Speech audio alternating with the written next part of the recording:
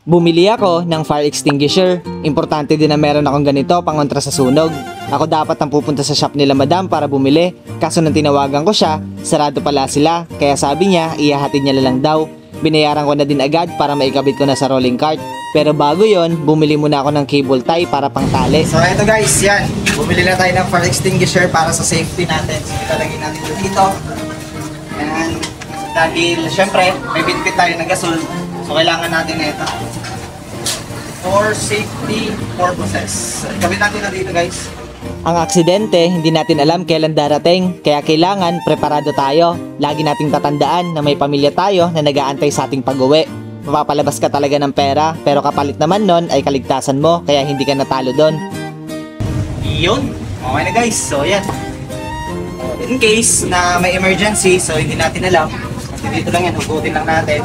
Sabay ipihit yung pin, tanggalin.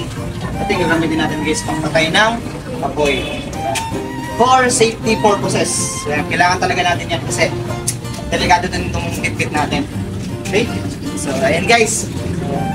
Konti-konti natin konti-konti natin binubuo yung mga kulang dito sa ating rolling cart. So, marami pang kulang pero abangan nyo yan guys sa ating mga susunod na video.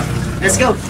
Hey guys, good morning. So, andito na naman tayo guys. Part 2 ng ating libreng pandesal by Ma'am Criselda. Ayan, maraming salamat Ma'am Criselda. Siya ulit yung sponsor ngayon. Libre ulit yung pandesal natin guys. Kaya tara, magluto na tayo. Mag-antay na rin tayo ng magiging customer natin para ngayong araw. Let's go!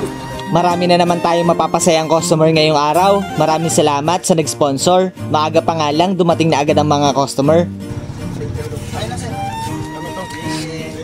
Espesyal ang pandesal natin ngayon dahil may cheese ulit yan. Ginamit ko na yung quick melt na binili ko nakaraan.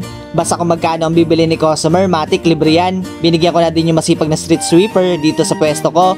Tuloy-tuloy ang pagdating ng customer. Makikita mo talaga ang ngiti sa mukha nila. Yung iba nagugulat pa. Dito nga may mabait ako naging customer. Duwata na boss, bisa karon lang. Ayun na, ayun na. Duwata na, duwata. Para pang puhunan lang nga. Ay, sunod lang namin yung buwan, libre.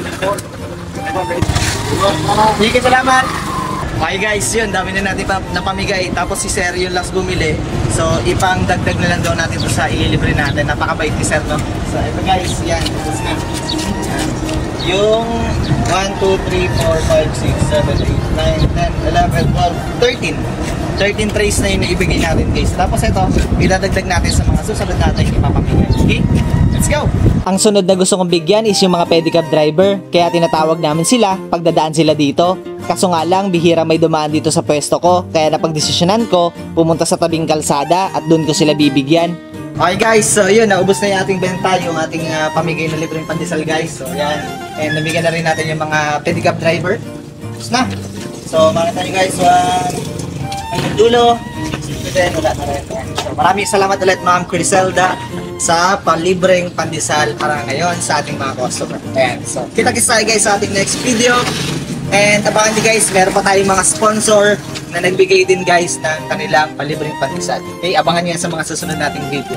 Tara guys, ligpit na tayo. So hanggang dito na lang ako guys. Huwag nyo kakalimutan mag-like and share. Kita-kits po sa ating next video. Salamat!